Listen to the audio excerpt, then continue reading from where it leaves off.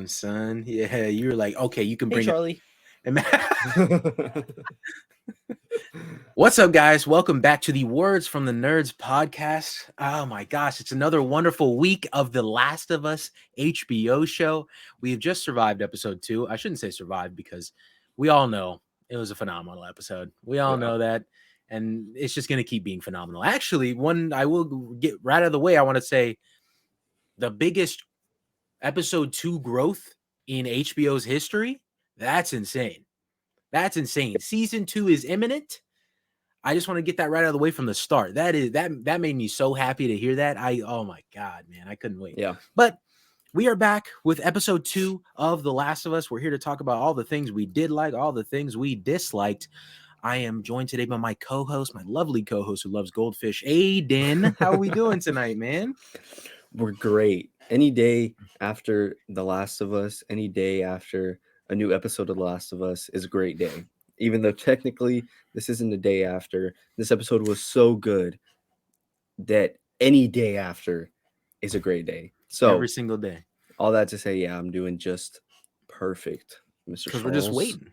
Yeah, we're waiting. It's a great time to sit and wait for episode 3. The teaser at the end of this episode looked really good, but I don't want to jump too far ahead with that yet. It's a wonderful night to talk about The Last of Us. Jumping right in, I just want to say another great beginning to the episode. Yes. I've seen a couple people talking about it and how they want to continue with this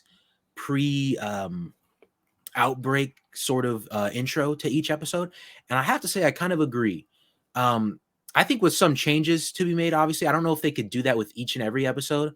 I think because honestly, aside from certain characters, I don't see where else they could go with this.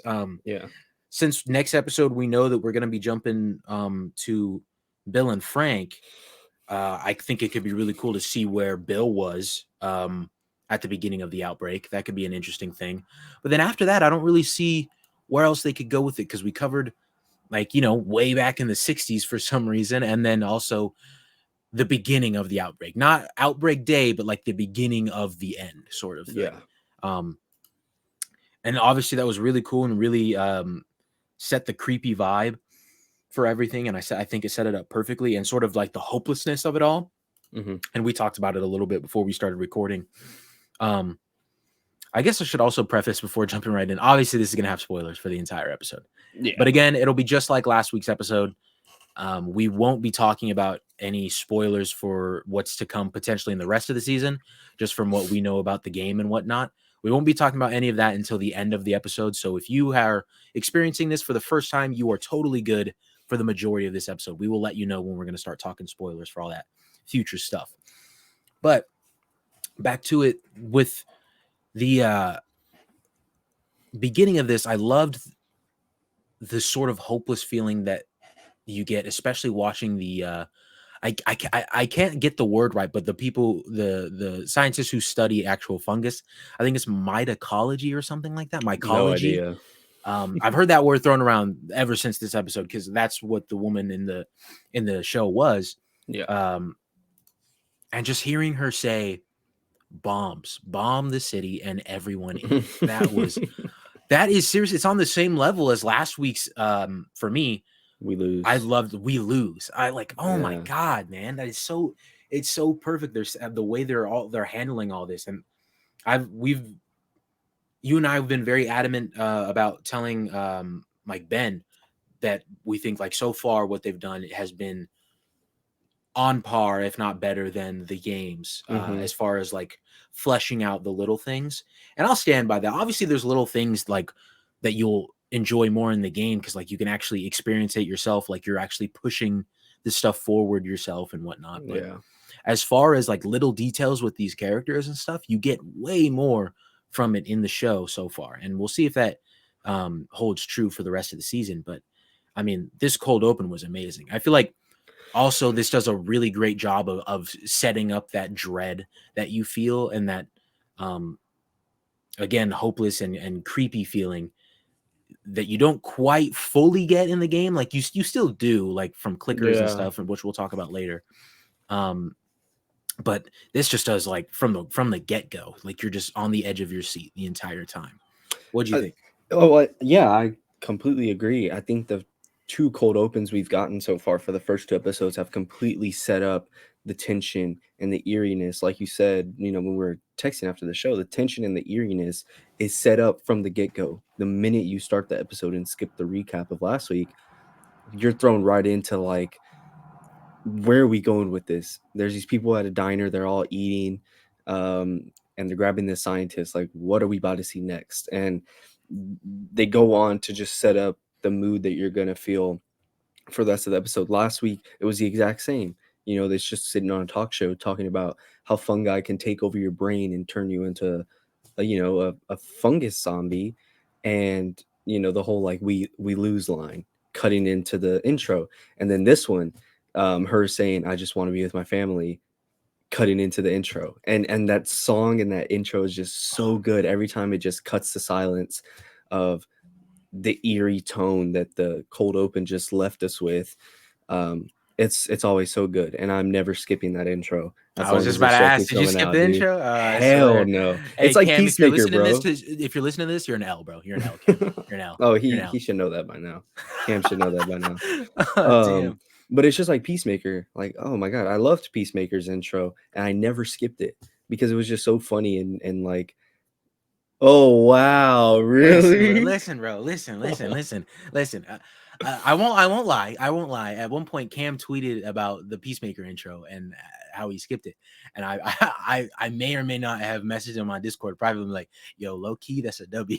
Oh wow. Listen, bro. Like it's cool, like one or two times, but like I don't like I can't get behind all the goofiness like every single time. I don't know, man. That's What just if The Last of Us had an intro like that listen, every bro. week? Stop, man.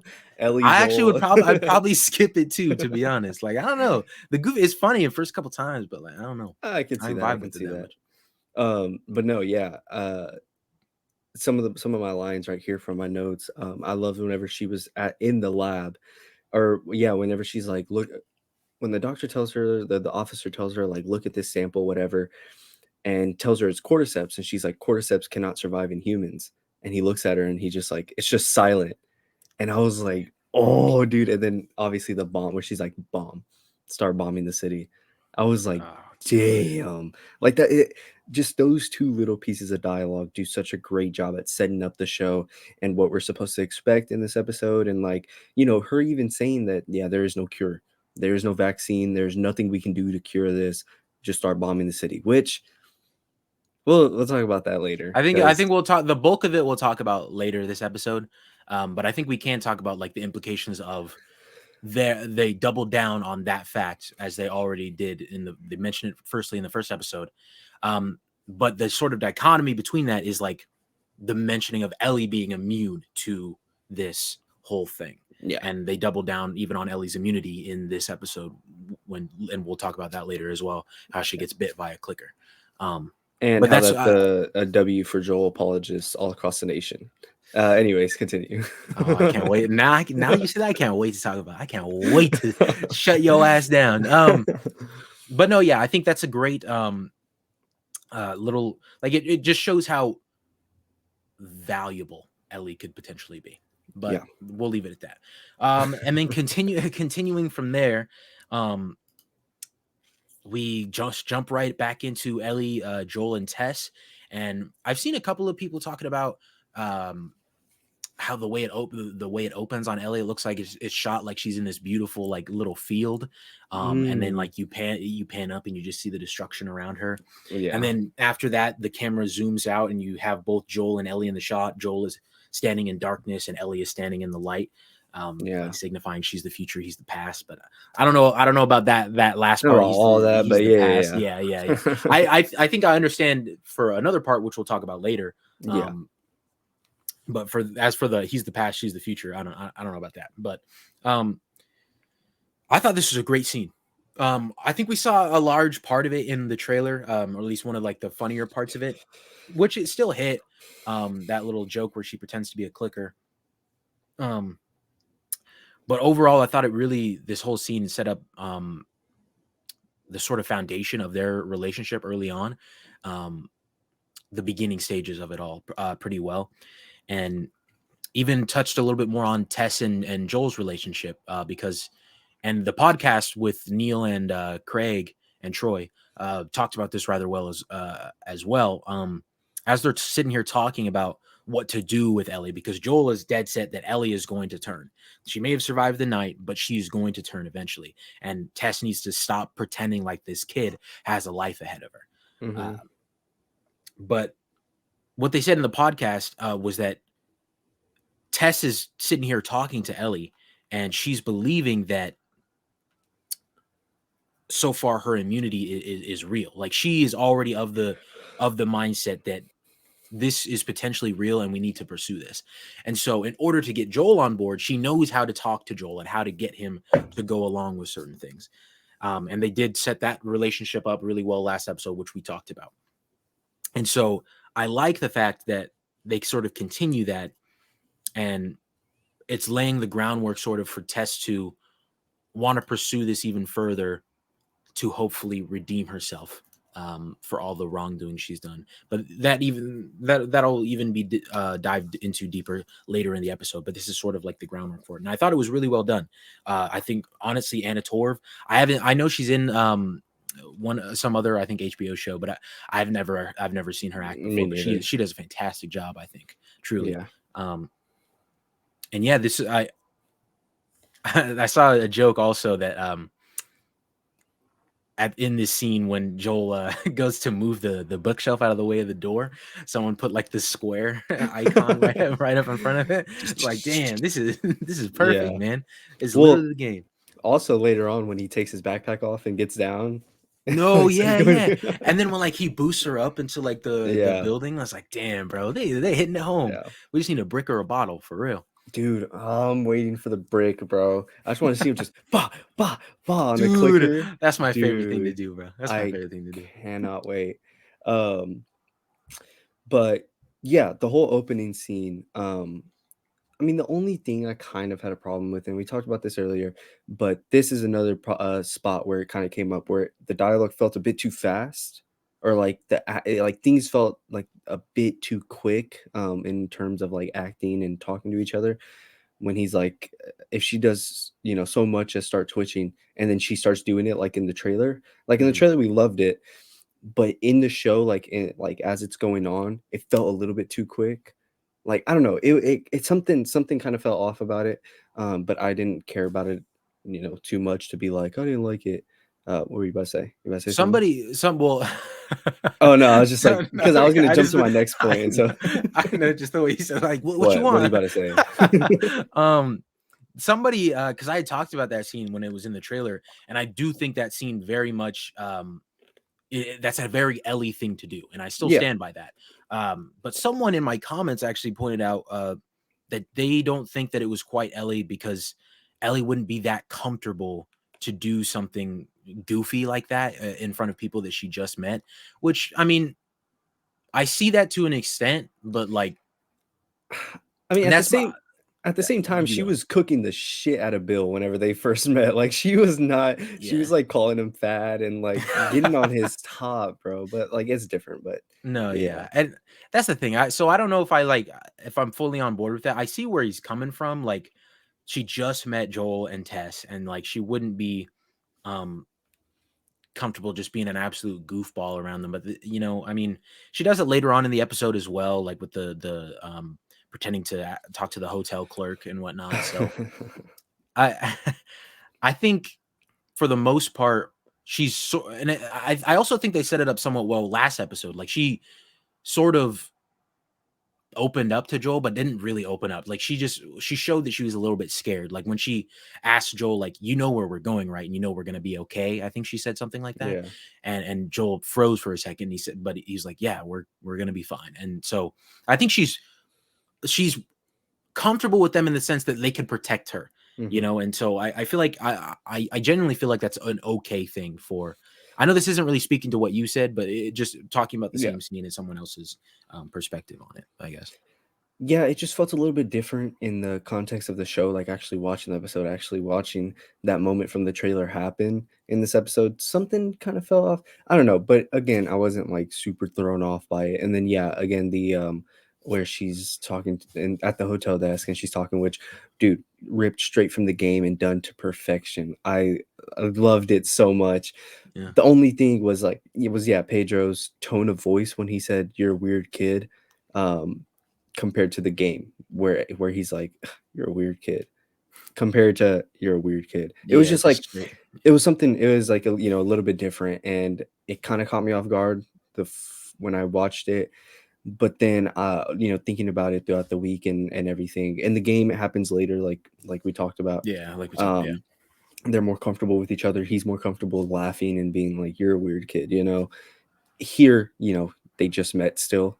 He's yeah, still not, she's still not on his good side. Um, so I was able to look over it there. But one part that I did find funny where she said, "There's nothing bad back here." And he's like, "Just you." And she's like, "Oh, funny." Which also goes to show like it's, their start. And then obviously another crucial moment later in the like a couple minutes after that. But to talk about this one right here, it does show they're kind of opening up to each other. Not opening up, but they're kind of like getting used to each other to where he can make a joke like, "There's something bad back here, only you," um, and she can make like a little twitching joke. Um, so it goes, further proves that they're starting to warm up to each other a little bit. yeah, yeah, exactly. And even like they sit down and talk to each other for a little bit. And Mhm. Joel, in classic fashion, he's cold and doesn't really want to connect Yeah, with anybody. So he said enough questions about me. I thought that was a really good scene as well, because like Ellie wants to connect with somebody, yeah, because like she doesn't. I'm not gonna say that actually. We'll talk about we'll talk about that part later. Um, but no, I thought I do think they're laying the groundwork for their eventual relationship very, very well. And yeah, I honestly I was gonna say better than the game did so far, but I feel like for this part, I think it's on par with the game as far as building their relationship. I think the individual like character building stuff is better, but so far their relationship, I feel like the game is pretty equal with the show so far, because like yeah.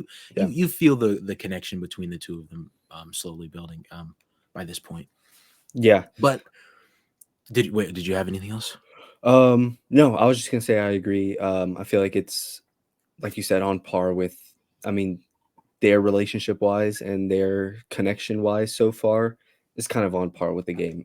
Later on, we get a moment where, and I love this. This is probably my favorite moment of the episode. Um, a moment with Joel and Ellie later in the episode, but we'll get to that because it's my favorite part. Um, and then I'm sure these next couple weeks we're gonna start to get a little bit more of that. But you can kind of tell it's starting to get there, especially the moment where she says, "But you can't deny that view." That moment in particular, but it's doing a really good job keeping up with like kind of the game feel. They're not rushing it, but they're not taking forever. So I think it's done perfectly so far. That's Yeah. all I was gonna say. Um, Next, after they're leaving, after they leave that little room, they head out on their way to the state house or the Capitol building, whatever you want to say. They find a big crater, and Ellie asks, like, "Do they bomb the city?" And Tess mentions, "Yeah, they had to try to contain the infection, and it didn't quite work everywhere, but I think she said that it worked here, rather well." And I guess, and it was weird when I heard that, because, like, well, I mean, looks like Yeah, the probably shit there. the city's kind of gone to shit still, Yeah. but I guess there is a quarantine zone in Boston, so maybe that's what she was referring to. But I love in this scene when they're deciding which way to take. Um, Tess first says, "Well, there's the short way or the long way," and then I can't remember. I think Ellie sounds like, or no, I think Joel says something, and then Tess is like, "Well, maybe actually it's more like the long way or the we're fucking dead way." Yeah. That made me laugh so Well, hard, then bro. even Ellie afterwards being like, well, I prefer the long way just based off the little information that you just gave me. Dude, it's perfect, man. That's the Yeah. kind of stuff like That's what I'm loving about the show so far. And I was talking to one of my friends recently, and they said that they find almost everything that Ellie says cringy. Wow. They didn't find her funny at all. They found it actually super cringy and out of place and forced. They said forced. But I told him I I don't completely agree. disagree with you. I don't. Yeah. I mentioned the clicker thing. I was like, the only issue with that is that it was already in the trailer, and then there's the thing where she's in the hotel, and I guess I could see how you might think that's cringy, but that's ripped straight from the game. And Yeah. he's played the game as well. And I was like, but if you didn't have a problem with that in the game, you have a problem with it in the show. That just doesn't make any sense. And Yeah, so no. I mean, I fundamentally disagree. They ended up saying that like they think they might just have a problem with live action stuff. And I'm like, yeah, I think that might be it, dog. Because Yeah. Well, how I about you mean, stick to that? Stick to 6-year-old that games, excuse. bro. Yeah, stick to that excuse. Yeah. Exactly. Don't come Um, after my girl, Ellie. Stick to that excuse. exactly, bro.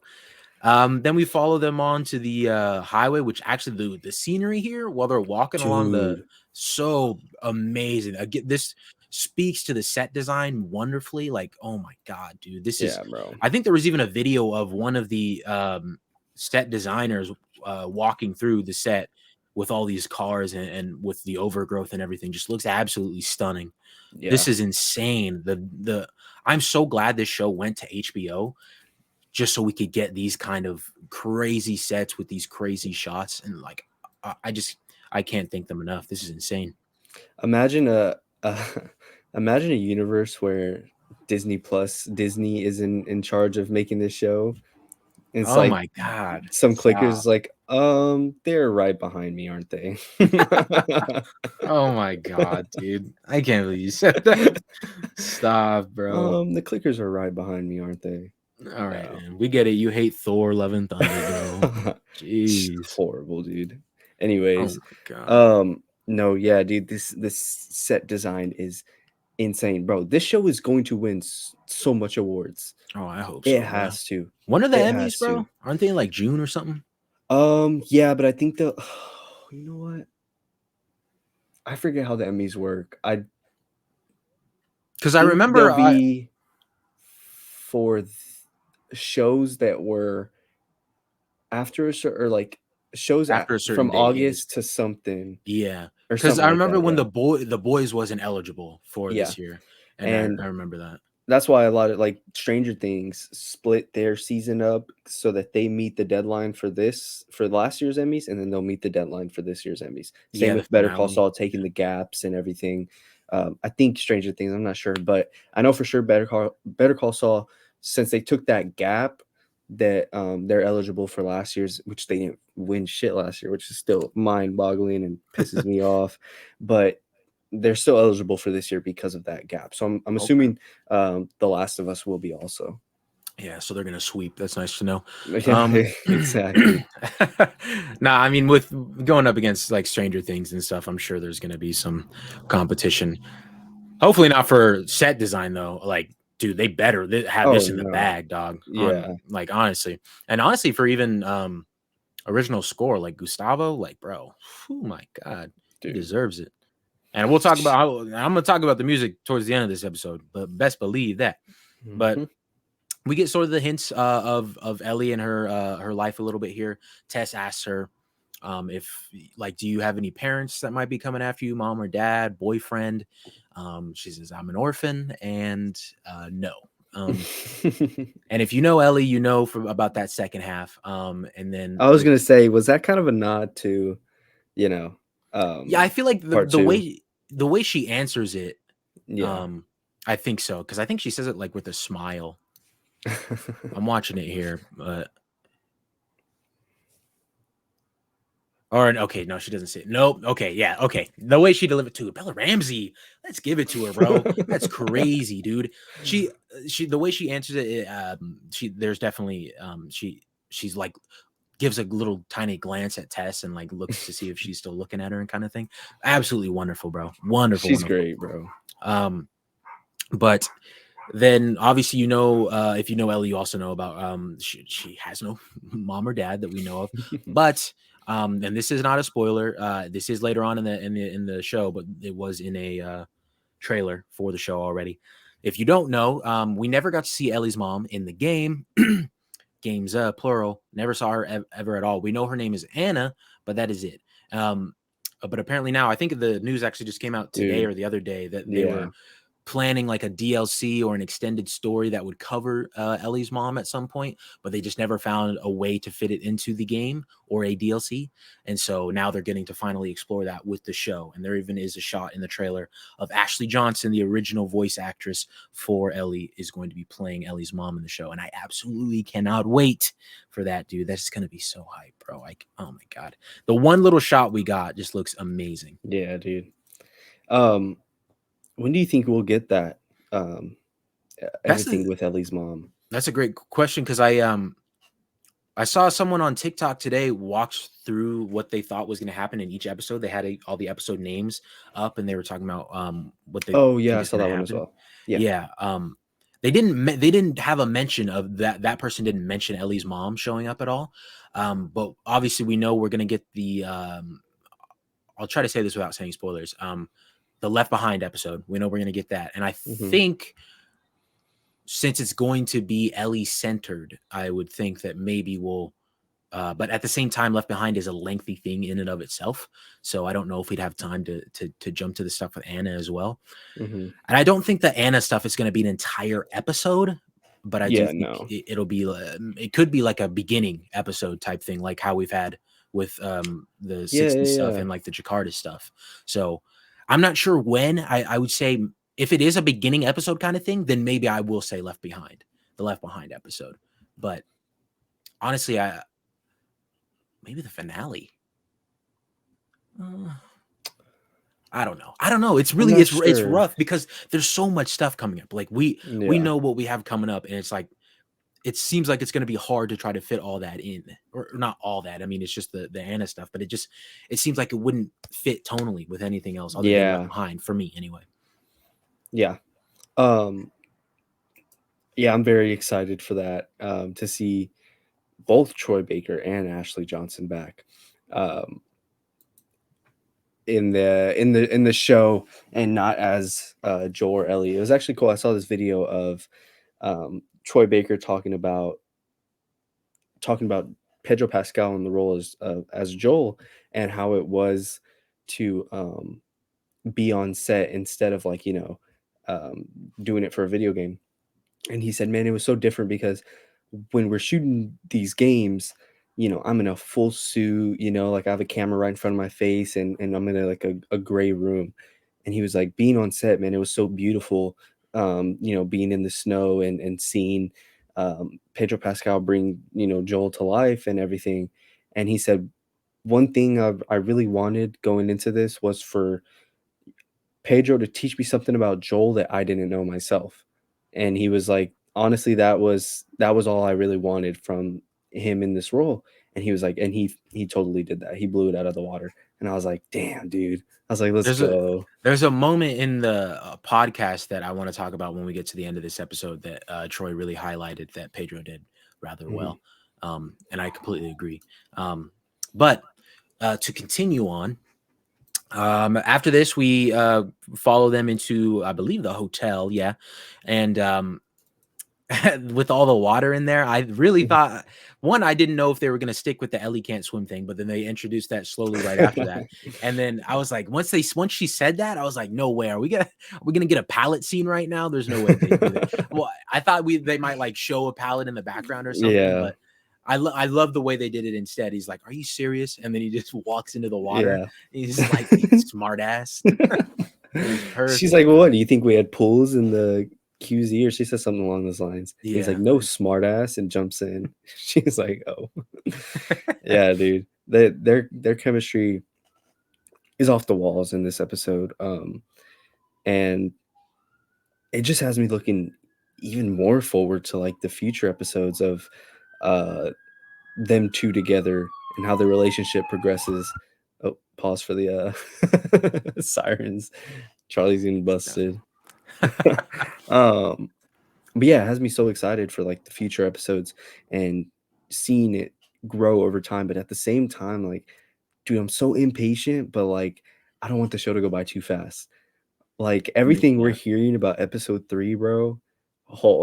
After we finished episode 2, bro, I was just like, I want more. Like I want more right now. I can't wait that long. Jeez, seriously, no.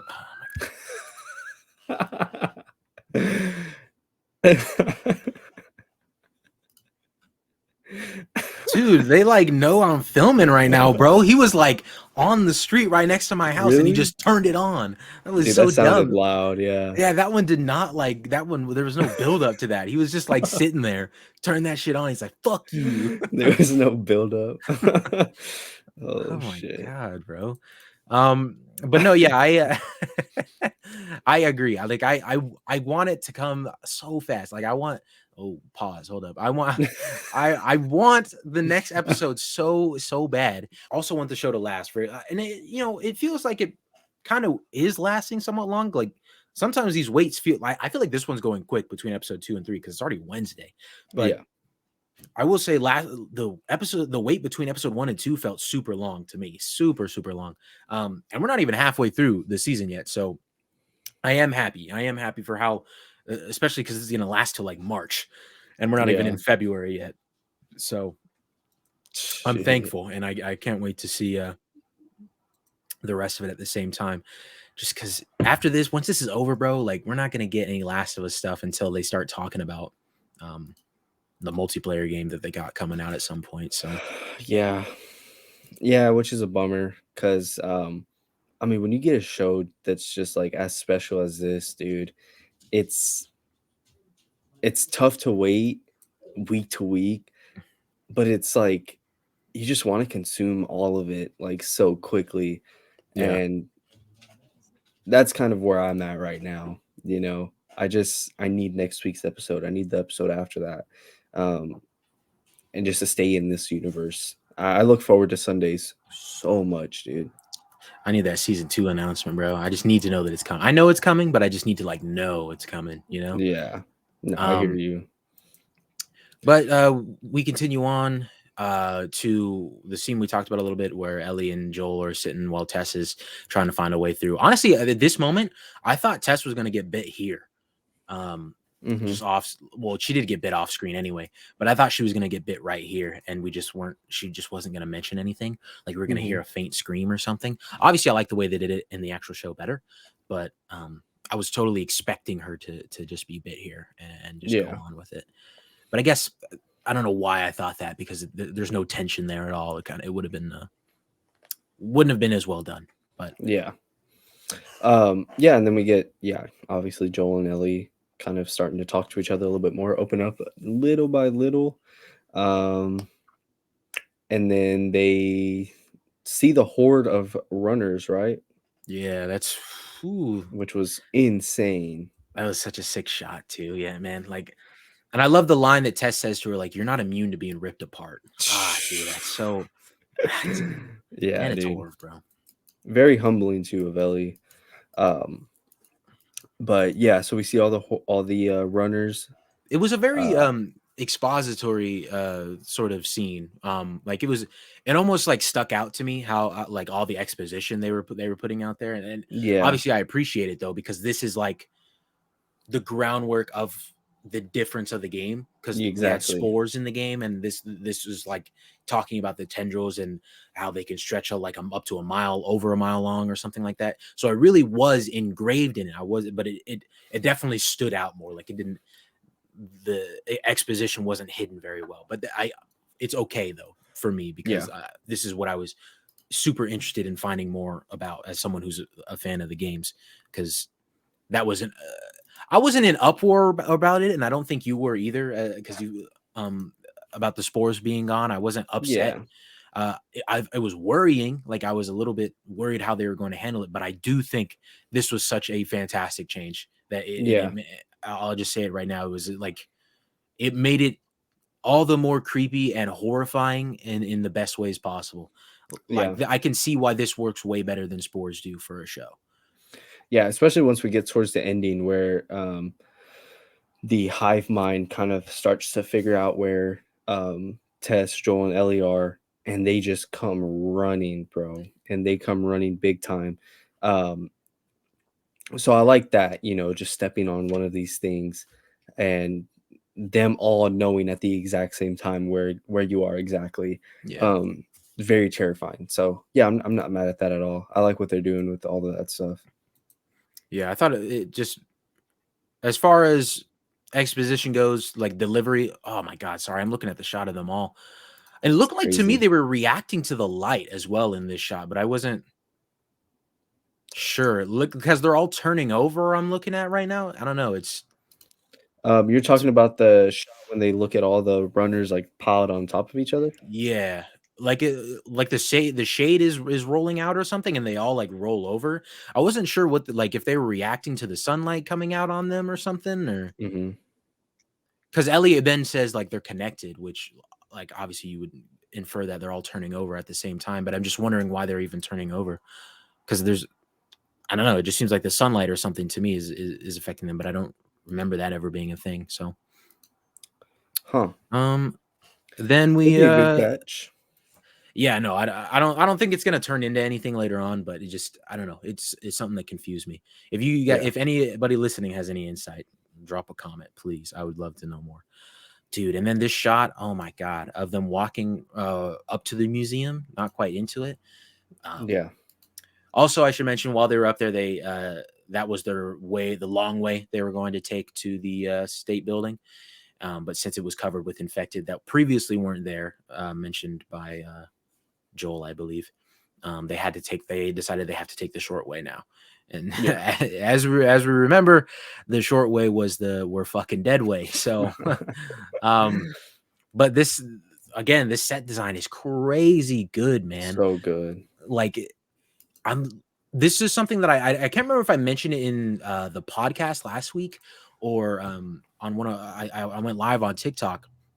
The It looked like to me in a lot of the shots there was fungus growing on the outside of buildings, Yeah. and I had yet to see that. The shot that I originally thought it was in was when right when they walk out of the building that they were in at the very beginning of the episode, and Ellie's like in awe of everything she's seeing. I thought I saw fungus originally in the teaser from last week's episode, but Hmm. watching the episode this time, I noticed it wasn't fungus, but the museum covered in fungus, and I love that. Dude, I just love how this looks. This is absolutely spectacular. Just for audio listeners, we don't actually have it up on screen. I'm just looking at it myself. It looks stunning. Like you could see it protruding from all of the windows and growing across the brick and such, and even coming out of the front door as we see later on where they stop and talk about it for a second. it looks so good, dude. Um, I was in awe every single time that we had um, a shot like that, or a shot where we could just look at the landscape or look at them walking through all of it. Because every single time there was just something to feast your eyes upon. And it was so well done. And I think they even showed like a behind the scenes where they're on the bridge, or where they all took a picture, and Yeah, there's like some cars there with overgrown grass, and then the buildings in the background are all just modern, untouched. And it makes you think like, damn, dude, that's like some really good work right there, to like even include the background into looking as good as it does. seriously, and I think that all those shots where they use like a blue screen or a green screen, excuse me, if they even do, I don't notice it at all because I know they were on location for a lot of shots. I've seen a lot of set videos of Yeah. people recording like from buildings above where they're shooting, and Yeah. but if they ever did use a blue screen or green screen, I did not notice. Dude. Truthfully, Yeah. It's actually very impressive. Um, and that was really one of my main takeaways, because we didn't really get to see a ton of that last episode. Well, I'd say a little bit of it, but we were more focused on like 2003 with Sarah and Joel, and then in the QZ, and then leaving at the end of the episode. And so this episode, it was very cool to kind of keep growing upon that. Um, yeah, it's just like that museum shot where they're walking into the museum, or even the buildings, dude. Oh, I can't get over how good those buildings look. The yeah, one falling on top of the other. yeah, no, It's yeah. just so I nice, love that dude. we got to see that in the daytime too. Like Yeah, in the game, we only saw it at night, and this was like it was. I mean, it's just a little thing, but it's just so well done. I think. amazing, Um, dude. but then we follow them into the museum, and they slowly walk around, try to be as silent as possible, or as quiet as possible. Actually, I'll say that first because Ellie finds some guy that has been ripped to shreds. It looks like, and I love the build up to this because you see Tess trying to like rationalize it, like maybe he got torn apart outside, and then he came in, and that's why the door was open. Oh, Aiden's gone. Lost him. We lost him, boys. Brother. What happened? I thought you might have I don't. left on accident. Yeah, I think so. I don't know. Like I went to move my mouse and like I clicked a button on it, and when I clicked it, it just like completely backed me out. And I was like, okay. All right. I love the way that Tess kind of tries to rationalize it. Like she mentions like this guy maybe got torn apart outside and that's why the door Yeah. was open. And then Joel's like trying to bring her back to reality, like, no, we need to be as cautious as possible. And then Ellie keeps talking and he's like, I love the line. Let me see if I can find it, where he said, okay, we're gonna be silent from now on. Not quiet, silent. I love that, dude. And it's because that also it just sets up again that furthers like the creepiness and the dread that you're feeling right now for them and the characters, and even like yourself, you're on the edge of your seat, waiting to see, if you've never played the game, waiting to see what tore this guy up. And also, I will say, I didn't think that guy was like that torn up in my eyes. Like Yeah. he was like cut up kind of bad, but I didn't think it was like too horrifying, you know? Well, yeah, and also makes me think like, did they kind of hold back a little bit, On the because of making it? him, yeah. But who knows? Yeah, it's like it's a small thing. Like I just didn't think he was that torn up, and obviously we're not gonna throw it up on screen just because it's like super bloody and whatnot. Yeah. But it just, I don't know. It didn't seem like that's all a clicker does. Like in the, I've seen a clicker do worse than that, my boy. Yeah. But then they after that, when you hear Joel say that, and they start walking up the stairs, the way they stretch out, just them walking up the stairs, just almost makes the horrifying feeling just last like way too long. Like you almost just want it to be over. You want to find out what it is. Even though I know what's going to happen and what we're going to be seeing. It's so well, like Craig Mazin. I don't know if you've Aiden, if you've seen Chernobyl.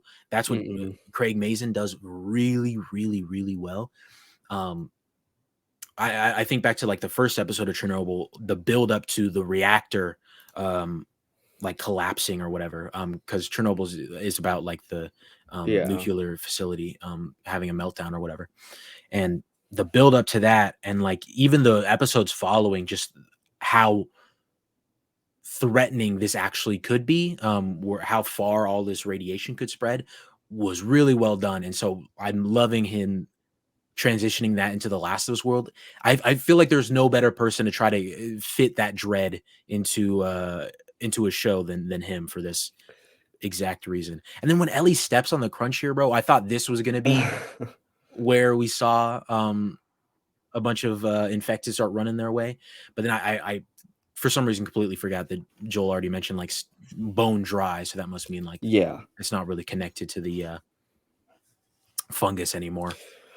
Yeah. Yeah, when I saw that the people that worked on Chernobyl were doing this, I've never watched Chernobyl, but I've heard a lot of good things about it, and honestly, it just felt so fitting. Like, post-apocalyptic, um, nuclear reactor explodes, you're dealing with mutations, you're dealing with zombies. It just seemed to fit perfectly. And I've seen a lot of people say that Chernobyl is like really good, and it looks like really good, like from a um, quote unquote cinematic standpoint. Um, it looks really cool. So I think they're blowing it out of the water right now, dude. Yeah. Also, a little side note, I just found out. Well, I didn't just find out, but a couple days ago, I didn't know Craig Mason directed the superhero movie. With have you seen that with Drake Bell as like the Oh my dragonfly? gosh, yeah. Yeah, he directed that. I didn't know that. No way. I was super excited for that movie when I was a kid, and I because it was remember, just a huge yeah. Spider-Man spoof. It was just a spoof of Spider-Man, and so I don't know. It was super dumb and goofy. Probably shouldn't have been watched because I think it was rated R. Shouldn't have been Yeah. watching it as a kid, but who cares, man? Like it's a Damn, dude. Yeah, you just brought back a yeah, that's freaking a core memory, memory. bro. Holy crap. Yeah, I remember. I don't know if I watched it or if I watched like a couple of scenes of it, and then my parents were like, "All right, no, we're not watching this." But I I do completely remember it. Yeah, I completely forgot that Kevin Hart was in it. Kevin Hart is like the goofy best friend character or whatever in that movie. Can't I didn't remember. even know who Kevin Hart was back then, so that's just why it's funny. But I love when they actually walk into like the exhibit room area of the museum and all the stuff like falls down behind them. That's such like a video game thing to happen, bro. Yeah, dude. Like stuff falls down behind you after you enter an area so you can't leave the area again. I was just like, dude, I mean, I can't there. I don't think there's a particular point in which that happens in the game. There are points where like you lift up a thing and then Tess and Ellie walk through, but then it falls down after you lift it up, and so you can't get through that point. It was Yeah, all of that to say, like it's a very similar thing, even though it's not quite the same. Still super cool. yeah. Um, but then after that, this is when oh my god, this is when you start to see just how well made this show actually is. And I feel like I'm mentioning that a lot, just because there are so many elements that show that it is a really well made show, really well made adaptation. But Hmm. the clickers, bro, the sound, the screech, oh my god, man. Dude, Watching that in a dark room with a big TV, oh my god, like that's just, oh my god. it's horrifying. Even just the way they move, dude. I don't know if it was. I mean, there was some points where yeah, I was questioning, like, dude, is this CGI? Like with their movements, because a whole like there was like some stuff with the arms that they were Yeah. doing, and I was like, dude, this is if this is a like actor, this is Yeah, props to crazy. them. No, seriously, because I think there are elements of CGI that I could notice a little bit, like just Hmm. the quickness of their arms moving. Yeah, But it still looked phenomenal. Like it was, if it was slightly noticeable, it was still like really, really well done. And if it yeah, wasn't, that's crazy. That's just like I can't believe that I'm sitting here thinking that it is. But dude, oh, dude, and they have two of them right off the bat too that they have to deal with. Like I thought it was just gonna be one, but then when they're backing up and you hear the other one, oh yeah, god, man, so good, dude. They are like absolutely horrifying, bro. It was so crazy to see like that, just that whole scene. Um, I mean, even people that have played the game, dude, that know everything that happens. I mean, obviously, Joel, Ellie, or Tess aren't gonna die. Well, Tess, yeah, but like Joel and Ellie aren't in danger because they have a whole show, but they still do such an amazing job at like creating that tension. Um, and that's with Tess dying or getting bit off screen. yeah. So like you don't even know about that. Because in the game So you see it happen, but you just don't know that it happened right there. yeah, Um, which I but kind of yeah, like that dude. actually in the game. That's something I want to mention as well.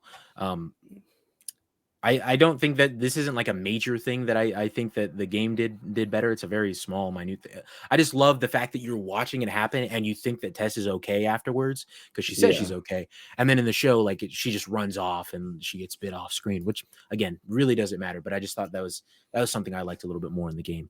Um, yeah, and I love that this was like it wasn't like a quick shoot the clicker and then they're done with it situation. I love how they're missing their shots just like in the yeah. game. That would be me 100%. I think Tess misses the first couple of shots with her gun. I'm just like, dude, that's me.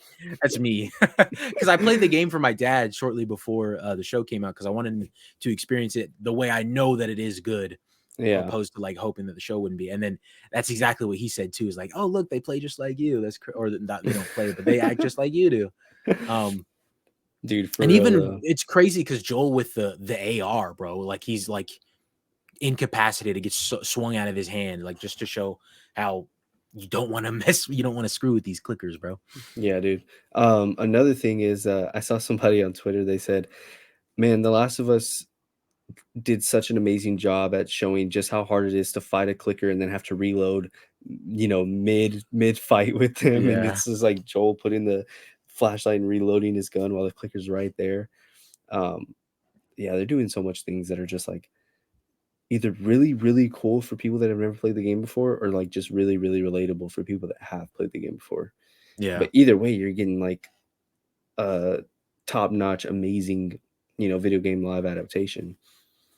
I also love as Joel is running, how he knocks the statue over to create sound elsewhere while he runs away. Yeah. Perfect, absolutely perfect. Um, And I think they did a decent job at showing. In the podcast, they talked about how they originally didn't have a scene where Joel tells Ellie to like be quiet and where he mouths like they can't see but they can hear. That Yeah. was apparently a reshoot, they said in the podcast. Oh wow. Because they had mentioned, they thought originally that the mentioning of when they were on the highway, Ellie saying, so there's not super mutated infected that use echolocation like bats to find you. They thought that that would be enough for the audience to like pick up on the fact that these infected are the ones that Ellie was talking about. But I think they said that with HBO executives or something, they watched the show and they were confused as to what the infected were and why they had to be quiet. So that was actually a reshoot, kind of an interesting detail. But that's, and they even exemplify it more with this statue thing, I guess, is where Yeah. to come full circle with my point. Oh my god, dude, the way they move is I okay, no, this shot I think there is definitely an element of CGI where Really? Joel right before Joel is starting to reload his revolver. That's the exact spot that I put that in my notes because I saw that and I was like, man, I don't know. This looks like Yeah, cuz really it just crazy. And if this is like, just an actor, damn. yeah, no, cuz I think it looks somewhat floaty when they're in at least when they're in the background. When he gets closer to Joel and Joel like looks the corner and shines the flashlight in his eye or in his face. I don't think that is CGI in any way. Not that any of this matters. If it is CGI, it's really damn good looking CGI. Um, Yeah, it does look a little bit floaty. Um, but yeah, I that was one of my favorite parts of the episode where he looks at Ellie and he's like, they can't see, but they can hear, and just yeah. mouths it. I thought it was so good. I also love the shot when Joel comes up to Ellie as she's crouched behind that thing in the middle of the room, just because I felt like that Andrew Garfield moment from like No Way Home, where he's like holding on to the scaffolding, Yeah, and because that image of Joel and Ellie was released, it wasn't the first picture, but it was like the second picture that was ever released from the show. I think you yeah, actually are the one who sent it to me. They released it yeah, on yeah, yeah. Twitter. I was like, Yeah, and dude, they released a picture. and that was the picture. And I was like, ah, oh, damn, I've seen this before. This is crazy. Yeah, Um, but I think what I loved the most about this whole situation is at the end, um, after they fought off this clicker, um, actually 2 points about it that I really loved. After Joel and Ellie fought off this clicker, Tess comes running in and she says that she just like sprained her ankle. She's fine. And you know she's lying. You know she's yeah, lying, and like you. Well, I guess maybe if you haven't seen it, if you haven't played the game, you probably don't know. Which I think that's great. If you don't know, if you don't know, that's honestly an awesome revelation to find out at the end. But there's someone who played the game, like you know she's lying, and you love the little things that they show as the episode continues to show that she's like distressed and in a hurry to get to the state building. Like later yeah, on, she's walking faster than both Joel and Ellie down the middle of the street, and she's like more combative towards Joel as they're talking. More, she's like, "Why can't you just be happy or look at something that could be hopeful? You know, why yeah, don't you look at something in a positive way for once?" But also, I love how Ellie got bit again because one of my things when it came to the spores not being present in this, that was the one of the actually not one of it was the sort of defining factor for Joel in the games of him believing Ellie's immunity because they go down into the subway and she doesn't wear a gas mask while Joel does because there's spores down there. And then Joel's like, "You're just breathing in all of this stuff." And then hmm Ellie's like, "I told you I wasn't lying to you." And yeah, so I was wondering, since they were taking that out, I was wondering how they were going to convey that immunity to Joel and have him believe it. And so now Ellie got bit again from another infected. And so later on in the episode, we see how Tess got bit literally the same time as Ellie did. And hers looks way worse than Ellie's does. So, yeah, and granted, that's a scene that they had in the game. Like, this was 3 weeks old, and I was bit an hour ago. It's already worse. They had yeah. that scene in the game, but I think it works better here because they were bit at the same time, and you can definitely see that Tess is way worse. Which is such a good scene, both in the show and in the game. I absolutely loved it, and oh, they did this. They did this scene so good, dude. I went back and I rewatched um, this scene in the game like so many times and showed both my parents because they've been watching it. And I'm like, yeah, look, this is the video game. And both of them were like, oh, that's the game? Oh, wow. Yeah. Like that's, that and the moment with Joel and Ellie where he says, well, is it everything you hope for? And she's like, jury's still out. But man, you Damn. can't deny that view. And Dude, the little look at his watch after my that fate conversation too. Oh my that was god. my favorite part in the entire episode, where he just looks at her and he looks down at his watch. And Tessa's like, all right, are you gonna come or not? Just shot for shot, dude. Shot for shot, and it's so good every It was single time. absolutely, yeah, it was absolutely perfect because like they come out of the museum and it was. I'm watching it right now. It's just it's fantastic. Yeah, I loved it, dude. I ate all of it up. But then you follow them afterwards down the ladder, and like I said, Tess is walking above, way ahead of both of them, and Joel notices. And well, we don't know that he notices, but I guess like we can see it on his face that he notices she's walking faster than she typically would. Seems kind of out of character for her in Joel's eyes. And we get there, and I was very curious how they were playing this with like them checking this truck. I thought there might be more infected that they were going to have to fight. But I kind of like it more than the game because in the game they didn't do anything like that. They just walked straight up into the building. Yeah. They weren't like skeptical at all about what might be inside. But they took it a lot slower here, and it was more believable in that way. But of course, they get in there. Everybody is dead. Yeah. I also love I found out in the podcast as well that this wasn't a building that they found. They actually built this. The entire inside of the state building was a set that they built. Wow. It's all inside of a sound stage, and so it looks really well done. And I was baffled actually when they walked in. I was like, "Yo, this looks a lot like the game," and I couldn't believe that they found a place that looks exactly like the game. But then I just chalked it up to, well, I mean, the game one was probably just modeled after a real building in Boston. They might have just went to go film there, but no, they built this this stage actually, and it looks. Oh, I just watched the part where Joel turned over the body. That's crazy. Yeah, dude. And again, like we've talked about multiple times, this like it just speaks to the set design here, and it's absolutely wonderful. They deserve an award. All of them, dude. And a raise. Seriously, it's crazy. And a raise. Nah, dude, for real, bro. Like they have been killing it so far. And yeah, this scene was really good. Like I said, dude, shot for shot, like the game. Especially, like you said, the microphone. I didn't know it was turned all the way up. Especially this scene, dude, and like building the entire set from the game, using some of the same dialogue. And you said Bella Ramsey and Pedro Pascal didn't play the game. Yeah, holy they did not. Shit, dude. And that actually leads into what I was wanted to talk about with this scene and why what Troy liked that Pedro did rather than what he did. And he actually said he wished he had done something. I don't think he said that word for word, but I think he's implying like he wished he would have thought of to do something like this. So when Ellie says that Tess is infected, the way Pedro like flinches when she tries to step towards him, and like it gives like that element that Joel is actually afraid. Like he's not like this hardened man as hard as he is in the game anyway. Like Joel he doesn't want to get anywhere close to someone who might be infected, and like that tracks because we see how on edge he is with Ellie the entire night. As far as we know, he stayed up and watched Ellie, didn't want to be anywhere close to someone who's potentially infected.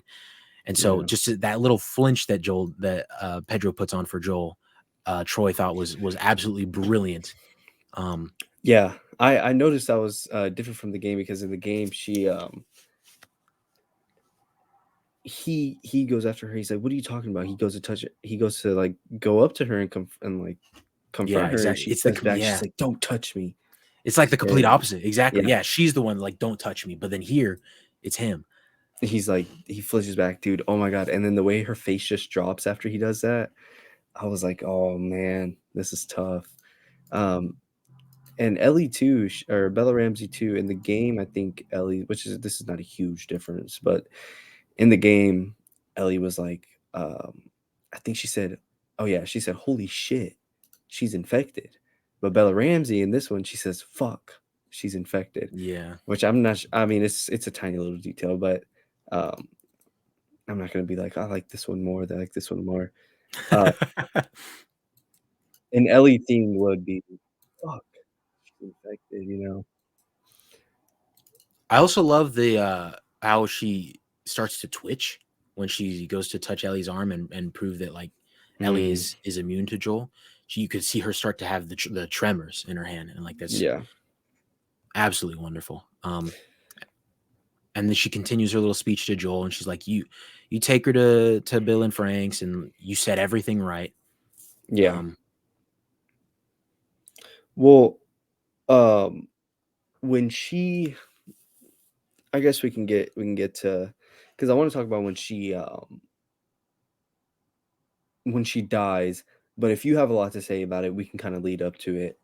Um, with like when um, she talks about Bill and Franks and sending the horde off or I don't stopping and think so. fighting. I don't think I have too much to say. Because you mentioned the tremors, it was interesting seeing her slowly get more and more like shaky as she was trying to light the lighter, Yeah. and then her body just kind of giving in to like the hive mind, which is why like a lot of people were like, oh, well, like, why'd she kiss him or why'd she let that happen? I really think it was the hive mind kind of taking over, because you can see her twitching right there, trying to drop the lighter, um, and just see her like give in. I think her body's just gone at that point. Something I guess I will something I did want to say about that. In the podcast they mentioned how, because Neil Druckmann directed this episode, and one of the things they originally thought about shooting that just like a normal horror scene kind of way, like make it like with really scary kind of music and play it like it is a creepy thing. And so Hmm. they were originally thinking like, okay, just play it like any other horror movie would play this kind of thing. But the kiss was always there. But then they decided to shoot it like it's a romantic thing, a slow, very drawn in kind of shot with like a very blurred background. It's very intimate kind of thing. And to do that and doing that made it more creepy. And I completely agree. Yeah. Like that was so unsettling. And I've seen so many people talking like they get upset that people are saying that it's creepy. And then they say that's the point. Why are we getting upset if there's, because that is the point. I completely agree. It is the point that it is supposed to be creepy. And that is what I feel. And that's what I'm sitting there watching, but I'm applauding them for it at the same time because I know that that was really, really well done. Um, One of the things that Craig Mazin said about it as well was that they wanted to show how violating the fungus actually is. And so that's why they'd show it entering her mouth. And also, that was probably, I assume, an element of it was like that was the quickest way of spreading the infection even faster for Tess. And Hmm. so there's lots of other takes people have on it. Like if you're not resisting, then it's just going to do it. It's going to get you infected in a more graceful way. Um, I don't know how I feel about that. One of the worst takes I think I've ever heard was um, Tess really wanted like a goodbye kiss from I Joel, saw that, bro. I was and like, the fungus, we know the fungus can give you hallucinations, and so the fungus was like showing in her eyes that was oh, I Joel, and didn't she see was just that. no, I swear, bro, like some people are getting real weird with it. Because like the scientist at the beginning of the first episode says one of these fungus can give you hallucinations, and so they're sitting there thinking, well, in Tess, in her eyes, she thought it was Joel, so that's why she just sat there and let it happen, bro. Like I mean, I guess art is subjective. You can do that how you want, but like I am, I think I that's know. mad weird, bro. Like Well, you're reaching. I saw somebody say that like they said something along the lines of like, well, I don't think the kiss is that weird, guys, because which I the whole time I'm like, dude, am I crazy for thinking that she's just already turned? Like, why is Yeah, nobody just saying, oh yeah, she's already turned? Why are people saying that, well, she's just touch starved, and I know, like, she didn't get to say a goodbye to Joel, and she didn't get to have a proper goodbye to Joel, and so this is kind of like her taking that last goodbye and stuff like that. And I was like, or she's just already turned, bro. Like, why has nobody thought of that? Yeah, she's like I could see that like she's already turned like for the most part turned, and then like the fungus is like embracing her, welcoming her Yeah. to the fold, like in a very romantic way. And there are, or like I guess in the fungus's mind, romantic in the human way, and so it's a very creepy way, obviously. Yeah. There's tons of different takes on that kiss, which I can appreciate to a degree, because like it just shows like, you know, how nuanced it really can be, the whole situation. But a lot of these takes are just very horrible, in my opinion. Yeah. But you know, a really great scene. I saw some people say, and this is true too, because like there's a bunch of grenades on the ground. I said this while watching the episode. I was like, well, hey, Joel, maybe you should take some of those. Like that'd be nice to have. Yeah. But I've seen other people say, like, why instead of the like using a lighter, why didn't she just pick up a grenade and pull the pin? Well, yeah, that too. But I was like, why didn't she just like shoot at the ground? Like, And yeah, I've because seen she a lot picked of up like people. an AK-47 or Yeah. something, and like she could Yeah. have just shot the ground, made a spark or something, you know. Exactly. And But plus, the sound probably would have. Actually, I don't know if it quite works like the Walking Dead zombie. I mean, it would have drawn the clickers away for sure. But as for the runners, I'm not sure. But no, yeah, I feel like there's lots of other things she could have done. But yeah. I do like what they did. Like it was a more dramatic sort of thing. Like her last ditch effort is to try to get this lighter lit. And Yeah. as a lot of people have pointed out, also, I will say I didn't notice this myself, and I don't think anybody else noticed this either, because Discussing Films tweeted it out.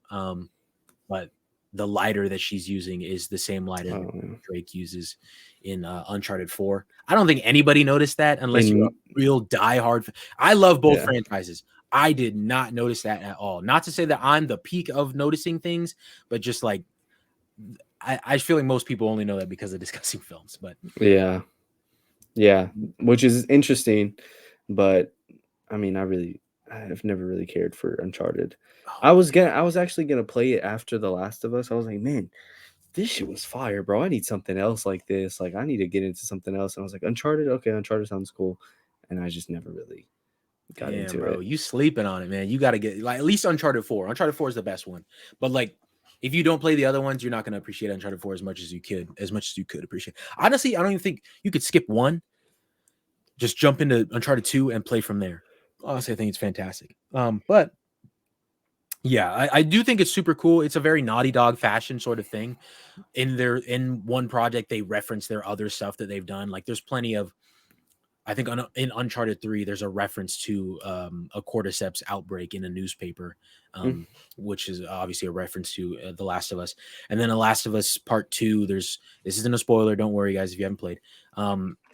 There's a reference to, not even a reference. It's just there's an actual PS3 in the game, in Ellie's room, and then Ellie plays like Uncharted 2 and stuff like that. So,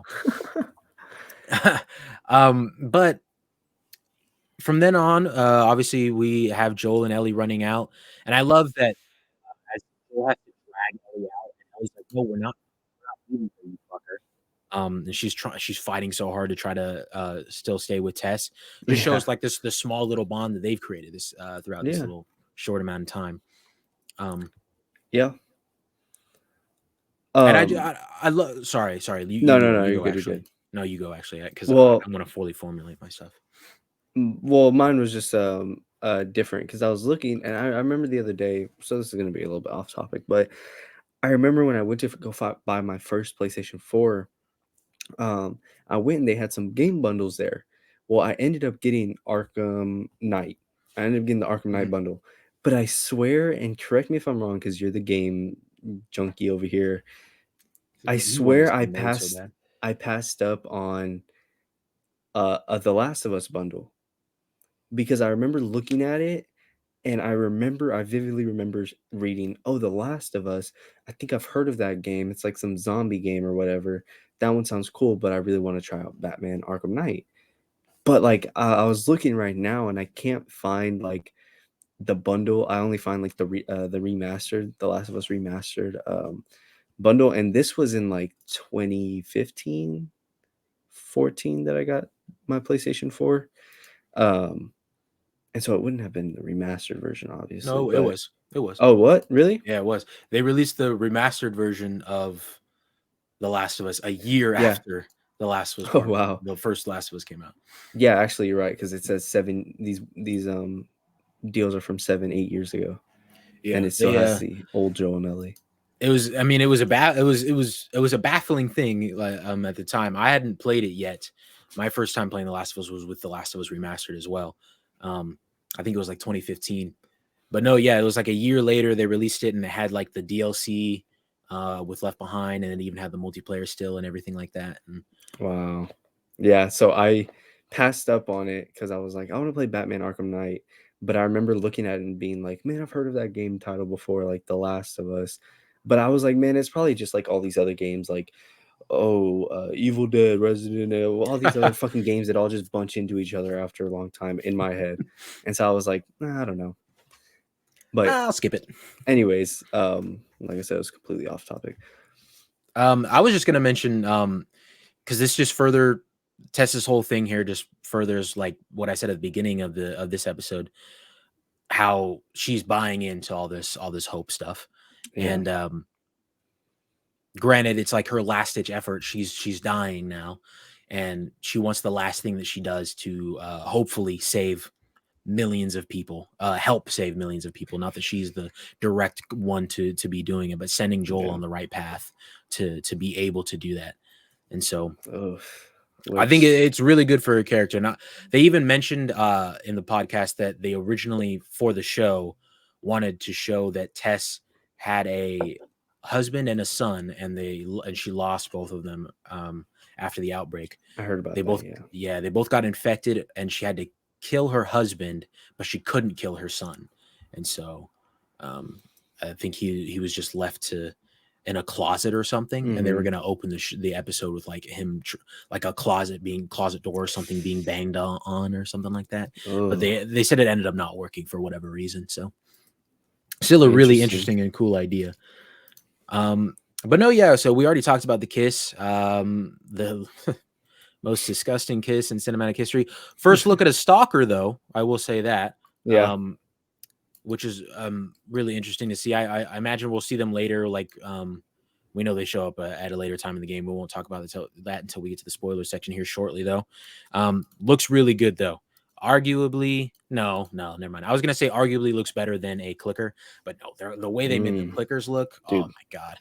But Yeah. I mean, I will say the stalker looks equally good. Like it's seriously, it's oh my god. I just wanted to say it looks better, almost just because like it's still like the half face and the half super infected look. Yeah. And so I thought that's like a really cool look for him, but the fully infected look is just absolutely baffling to see. Yeah. But then yeah, we cut to Ellie and Joel running out of the building as it blows up, and Joel turns around to see if any infected are still chasing them. Looks like there aren't. And they talked about this in the podcast as well. Joel slowly comes to realization that Tess is dead, and he just turns to walk away, and he doesn't even stop and ask Ellie to come or tell her to come on. He's like, if she wants to come, she can come. If she doesn't, then she doesn't need to. So because he sort of blames her. He blames her for Tess dying, and they also said that she blames him for Tess dying. So it's kind of like they are unspokenly mad at each other right now. And oh my god, dude, I'm listening to it right now. Oh my goodness. The music playing at the end here. I haven't said it on the podcast before, but I've mentioned it multiple times on my TikTok. The music playing is called Allowed to Be Happy by Gustavo Santaolalla, and he made it for The Last of Us Part 2 is my absolute favorite track on the entire soundtrack for that game. And I was grinning with glee.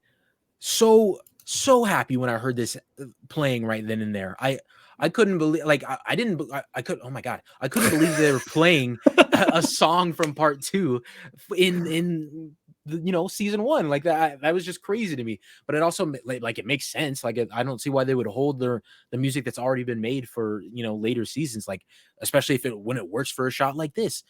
I don't know if it's gonna be still called Allowed to Be Happy whenever they release the soundtrack for the show. I hope so, but I mean, because it oh my god, it just works here so well, dude. It's like that Yeah, the sad tinges. Oh my god, dude. I just love this music so much. I it can't is tell really you how many good. times after I played part 2, I just I played this song. Like, you know how people listen to movie soundtracks when they're lifting at the gym and such? Yeah, This that was this song for me, except it's not gym music, but I was just like, it's so somber. It's like yeah, driving and looking off in the distance type of music. Like, it was just it's so good, man. yeah, I love this track so much. And uh, my only thing is that I wish they could have used it like in the middle of the episode, so we got to like um feel it along with the characters a lot more. And I not that we didn't, we still feel it with Ellie in this shot, and then we get it throughout the rest of the credits. And obviously I'm sitting there watching the credits because I want to see like the teaser for the next episode and whatnot. But yeah. it's just so good, bro. It is really good, man. That I was um I was like that, but more with Joel and Ellie and their songs when they played the guitar in part two. Yeah, I agree. I, like, dude, I there's an hour loop of Ellie singing um Take on "Take me. on Me." Yeah, "Take on Me." Um, I would go to sleep every night just listening to that because her version is just so like it makes you listen to the lyrics a lot more. And then there's even some stuff that she says in the song that directly relates to what happened in universe in part two. And oh, it's just so good, man. And she like gives a whole new meaning to that song.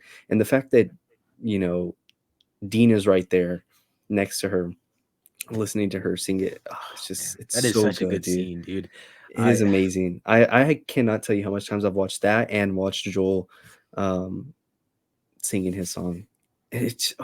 People hating Mm, on part 2, bro. Like, it's just crazy to me. it's a That is so cinematic crazy. experience, bro. That is honestly, guys, don't even watch if you're experiencing this for the first time, don't even watch the rest of the season. Don't even play the first game. Just go play part 2, bro. Call it good there. Part 2 is so damn good, man. So damn good. Yeah, But with that, we come to the end of the episode. And so uh overall, we'll give our final little thoughts for all the people who are experiencing it for the first time. And then after that, we'll dive into spoilers. Thought it was a fantastic episode myself. I loved it very, very much. I thought this is like I mentioned before, this is a great way that we're still fleshing out all these characters and fleshing out the world even more than the game already did. And so I hope that the show can keep up with that and keep doing that sort of thing.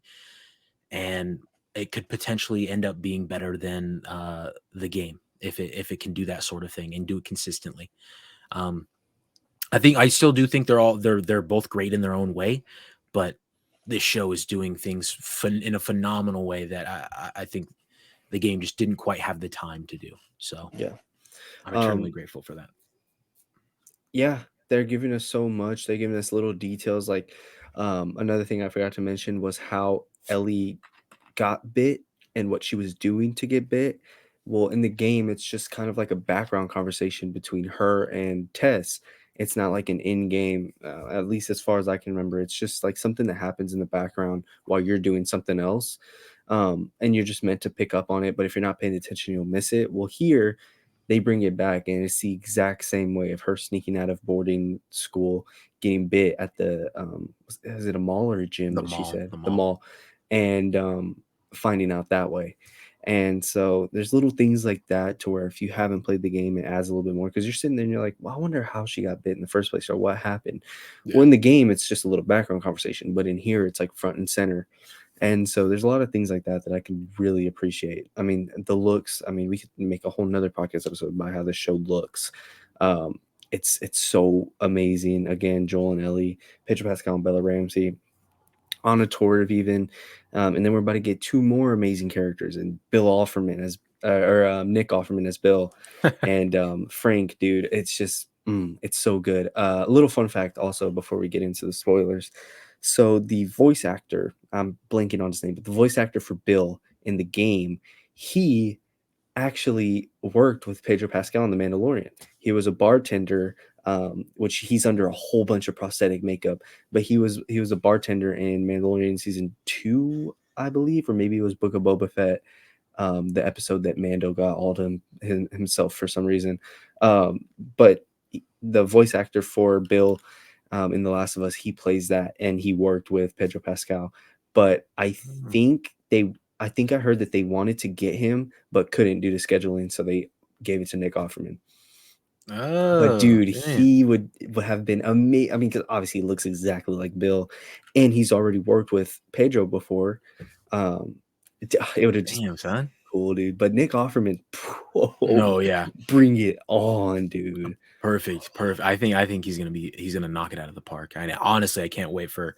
I will say I thought that next episode was just going to be a Bill and Frank thing. Mm-hmm. Like we weren't gonna see Ellie and Joel until like maybe the last part of the episode. But obviously, it looks like we due to the little teaser we see, Joel and Ellie are gonna be there. Ellie's gonna show up in her iconic shirt from the game for the first time, and so yeah, it's gonna be spectacular. I think. You know? Well, now I'm wondering because so apparently episode 3 of The Last of Us is said to be one of the best episodes of television all year. Like people are loving it. They got to see it early. People are saying that they were sobbing, that they were a mess, that they had a headache from how hard they were crying, that it was like a cinematic masterpiece. Like people are talking this episode up. And I'm sitting here like, what could they be crying about? Like what? Because it's like Bill and Frank, you know, it looks like we're gonna show a little bit of Bill before or like as soon as the outbreak hit, like because he's in the trailer, he's looking at the cameras and there's Fedra agents taking up his neighbors, and he's just kind of like sitting back watching it. So, and so I'm thinking, I'm like, man, what could there really be to cry about?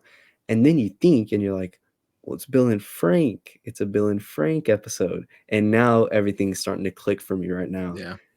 Ooh, I think they're gonna build up their relationship with Frank and Bill rather well.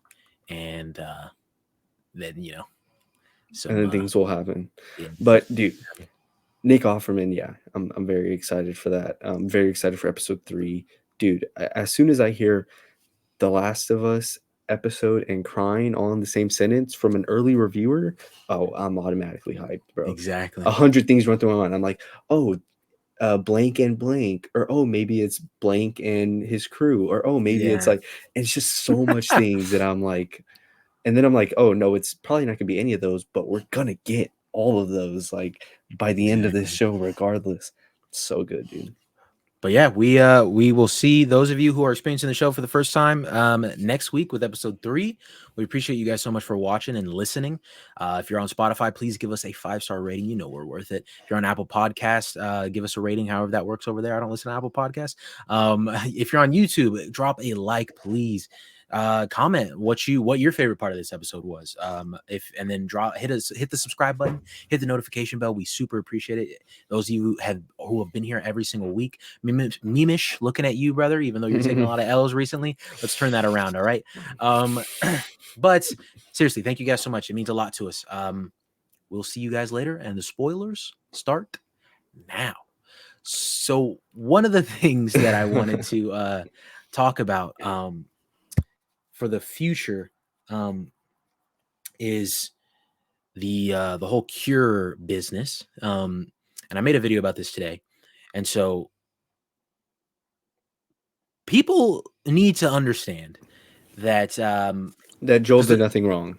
And so we need to come to that conclusion. Oh, bro, that's crazy, dog. This is a Joel writer. That's crazy, y'all. I think Joel's human for his decision, for sure. I don't necessarily think he's all good or all bad. But all of that, I made a video today, and so far the prevailing conversation has been about the Joel conversation, but my video was just about the cure in general. And because there's been a lot of people trying to justify Joel's actions as of recently because of these past 2 episodes, where both scientists that we've had in the episode has said it's not possible to make a vaccine. But the thing that people aren't realizing about them saying that is that, one, they don't have knowledge of someone who is immune to fungal infections. They have never experienced a living organism that can be affected by fungal viruses who is immune to fungal viruses. So or fungal infections. They have no idea what that might be like. And so that just further emphasizes how rare and special and necessary Ellie is to all of this. And that's what you should be taking away from this. And I also Yeah. don't know why people are taking what these scientists are saying in the show and trying to justify Joel's actions in the game. These are not the same things. They are not canon to each other. I don't know Yeah. why we're trying to relate that at all.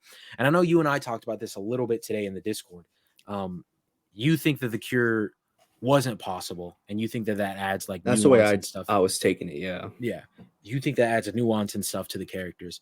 I think it was entirely possible, and if not likely, just because that's what they tell us. You know, like Marlene at the end of the game says, she doesn't even use words like maybe or possibly. She says they will be able to reverse engineer a vaccine.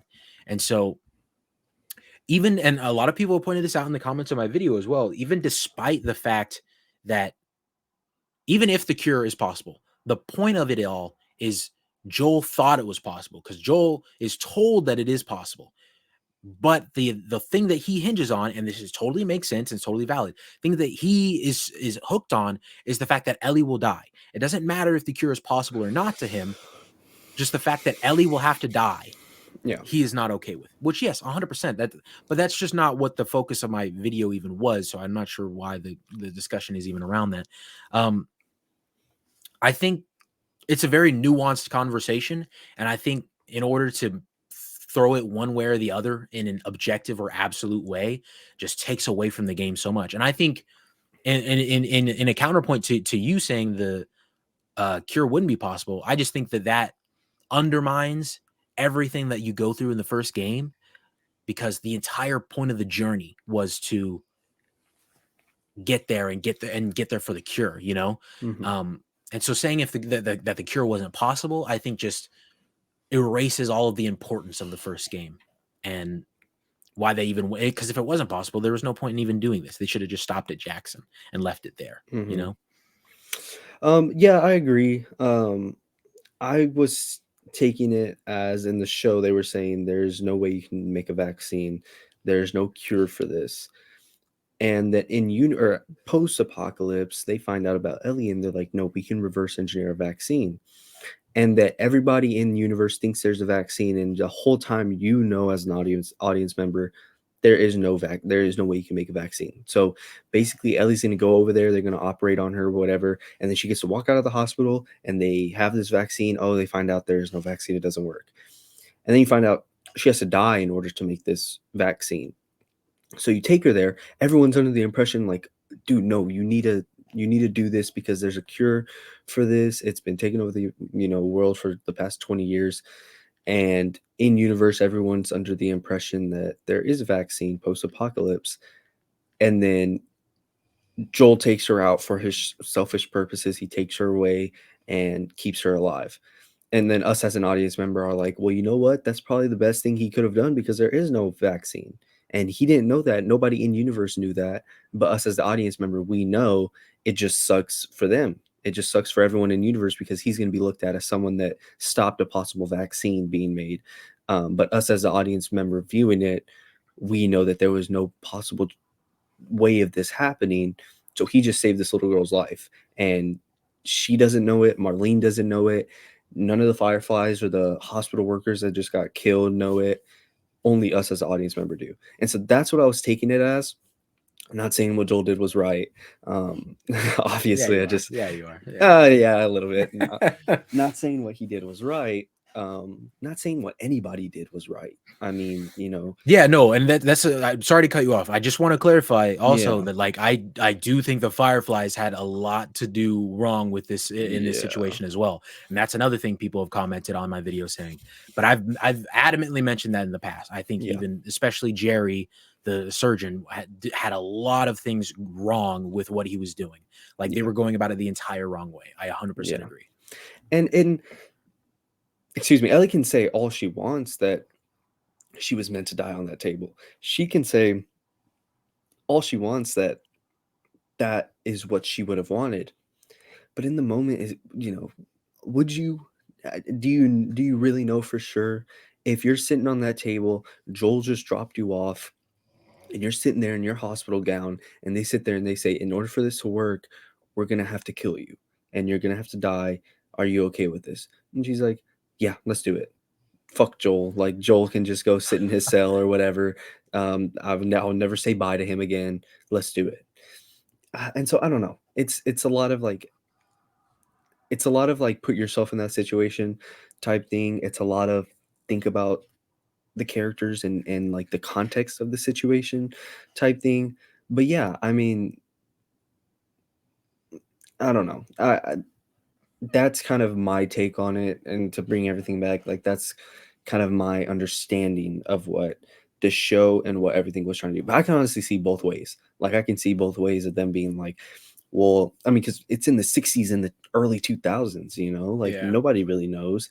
Um, you know, let's say the apocalypse didn't happen until 2023, then they could have been like, oh, well, there's a cure for this. We just need something of some sort of miracle, like someone with immunity. So, you never know.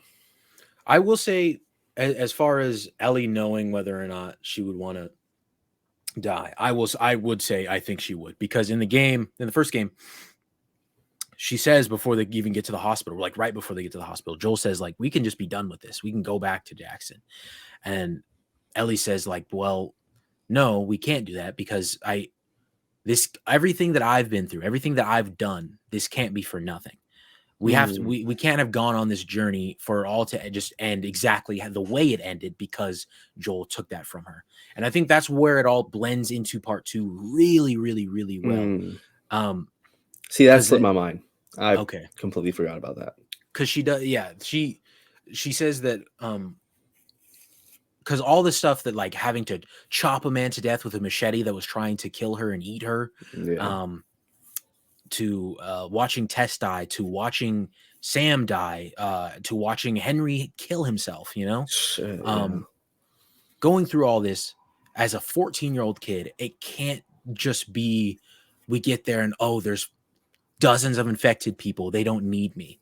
Which, granted, I will say I saw somebody, the whole reason that even got me cooked up on this cure conversation, I saw this video that went like super viral. I think it's still popping off for her right now. She was just going off about why she thinks Joel was right. And one of the things that she says is that Ellie is like passively depressed or passively suicidal, and she just can't come to terms with the fact that her best friend Riley died and she didn't. And she would rather blame Joel for what he did than try to find another meaning for her life. She'd rather blame Joel for taking her. Well, I think there's merit in what she's saying. I think Ellie does put a lot of her cure. She puts her whole identity, she bases it around the fact that she's immune. And I think that is a very unhealthy, but also, understandable thing to do. Like, she thinks that that's what she has to offer the world. Why is she the only person that's immune? And I think she's totally right for if she thinks this way. This isn't, but I think she's totally right for thinking that she's the only person who's immune. That must be her purpose in life. She's watched all these people die, all these people who didn't get to live. Why does she get to? It must be for this. And that reason was taken away from her. But I will say that the girl who said this in a TikTok, I do think she's right. That I think there could be multiple meanings to Ellie's life, and she's just put so much of it on this one thing, and has sort of neglected any other possibility because of it. And I think that I like it just because it adds more nuance to her character and like what she is unwilling to see. But overall, I don't agree with that girl's video though, because she talked about, again, she was on Joel's side, how Joel didn't do right. Yeah. No, yeah. I mean, it was a super fucked up thing to do, but this is why I always go back to like Joel is human for that decision, because a lot of people I think would have made that decision. You would do anything to save your own kid, and then his eyes, that's his own kid. As Troy Baker said, that's his world. I understand the decision Joel made, and I would probably make it myself, but that doesn't make it not selfish. That's the thing. Also, I've seen a lot of people say. There's tons of people saying Joel is selfish, and they're saying no, he's not selfish because it wouldn't have worked anyway. The cure thing. Yes, the cure would have worked, but even even if it Even if didn't it work. wasn't, it's In still his eyes, selfish. in his eyes, it was going to work, and he's still Yeah. selfish because he saved this little girl over the entire world because of Yeah. his feelings. He didn't want to lose another daughter. No matter what way you spin it, Joel is absolutely selfish. Yeah. That's the thing people need to understand. You can still like Joel as a character for what he did. Like, that's totally fine. Most of us do. Most of us still Yeah. love Joel as a character, but he did a lot of fucked up things, and Yeah. that is why he ended up where he ended up. And so, A Joel in one. oh my Dude, God, that I've was never heard always that before. That's really. good. I've never heard that before. What No, the dude, that hell? was my favorite joke after part 2. I saw it once, and then I've started to see it again once the show a Joel in Joel one. in one. No, but like even I, who like loves Joel immensely and loves the relationship that he has with Ellie, and loves both of them together, I can still admit that my guy was not right in what he did, and it was completely selfish. But the thing that makes it so like, I'm trying to find the word. The thing that makes it so not intricate, maybe. Complex. Yeah, the thing that makes it so complex is that we see him with Sarah, and we see him lose Sarah, and we see how that kind of leads him to this decision 20 some years later, um, to where he says, you know what, the world took my daughter from me. I'm not going to let it happen again, even if I could give the world their daughters, their sons, their family members. I'm not going to let that happen again. And so it makes it tough, man, because you're like, deep down, yeah, he's wrong. He's messed up for that. But at the same time, you're like, but I'm kind of glad he did it. And I would probably do the same thing if I were in his position. If I had to give my little sister up, if we were in a zombie apocalypse right now, and they were like, your little sister's immune, take her over there. And they were like, hey, we're going to have to kill her to make a vaccine. No, you're not, Well, you bro. guys are all dead. You You got me fucked up. Yeah, dude. So, I'm, and so, yeah, I don't think, and this is where my kind of selfishness comes in. Yes, Joel didn't do the right thing. Yes, he did something wrong. If I'm looking at it selfishly, I don't think he deserves what he deserved and what he got in part 2. I don't. If I'm looking at it selfishly. If I'm looking outside of everything, if I'm not a part of this story like I am, if I'm not watching this go down the way I am, then I might look at that and be like, okay, I really don't care. But as someone that really likes Joel, dude, I hated that scene. Not like hated it, like I love it as a playing the game. But God, I hate seeing him go out like that. Yeah, no, I know hate exactly it, what you dude. mean. No, yeah. Yeah. It is horrible. It is, and it's not like what you want to see happen to like one of your favorite characters. And But I've at the same always, time, you agree. You're like, yeah, yeah, I can see why. because like that's the kind of violence that he himself cultivated, Yeah. and so it makes sense. And like people don't in this Last of Us universe don't get a hero send off, a hero's death. They don't get a Arthur Morgan type death. Yeah. It's you did fucked up shit. You're gonna die just like that. Yeah. And that's I think what I love about it so much is that it shows that you're not the only person that matters in a story. And that's what a lot of people hated about it, is that it was just some random NPC that you killed. You didn't even think twice about killing. When Yeah. like before part 2 existed, everybody would get to that surgeon at the end of the game, and people still do it now because they hate Abby, and that's just as funny. But like you would get to the end of the game and you're just like, yo, fuck you, surgeon man, get the fuck out of my way, bitch. Yeah, you burn his ass to death. Afterwards, Yeah. And I love that it was just that random guy that you have to kill to save Ellie. And then it just turns out that was a person with a life, with a daughter, with this whole web of relationships. And like people who don't like part 2 for me, and I know we're kind of going off of the tangent of we're not really talking about the show anymore. We haven't talked about episode 3 at all.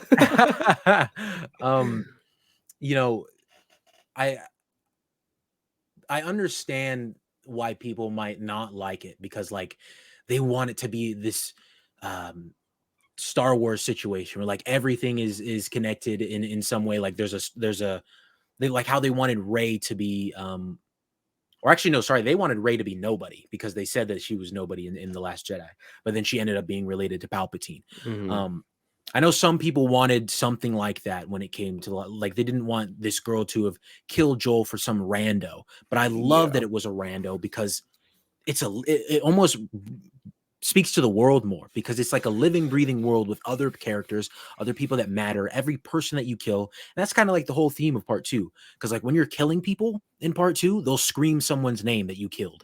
And because they knew that person, they loved that person. Mm-hmm. The any dogs that you kill, the dogs had a name. The dogs were pets to all of these people and they were loved. They were all loved so much.